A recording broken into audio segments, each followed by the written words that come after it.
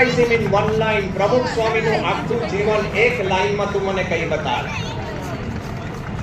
તિવારી સાહેબ મૂંઝાયા, હું બાજુમાં જ ઊભો તો, હું મૂંઝાયો.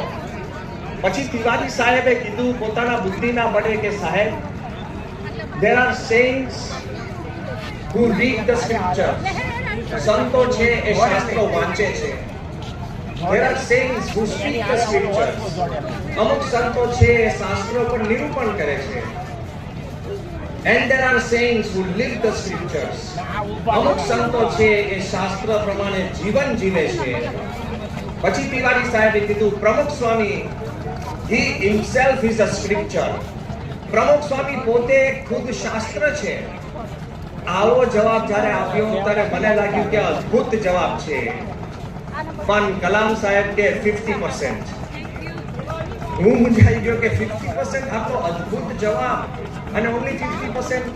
પછી કલામ સાહેબ કે તિવારી, પ્રમુખ સ્વામી is so pure hearted.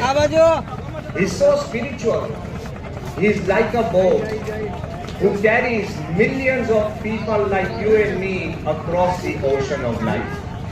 આ ભવસાગર પાર કરાવી શકે એવી એક નૌકા પ્રમુખ સ્વામી મહારાજ છે. એવી જ એક નૌકા મહંત સ્વામી મહારાજ છે.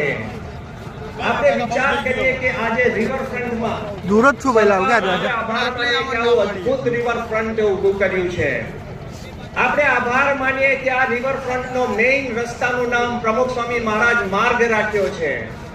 આપણે આભાર માનીએ કે આ સ્પેશિયલ આવી નદી absolutely clean spick and span રાખી છે. આપણે આભાર માનીએ કે આજે 75 ગુણ અને ફ્લોટ્સ પ્રમુખ સ્વામી મહારાજ ને મહંત સ્વામી મહારાજના આજે રિવરફ્રન્ટમાં વહી રહ્યા છે. એટલા માટે કે આપણે આ ગુણોથી આપણું જીવન પાર કરી શકીએ.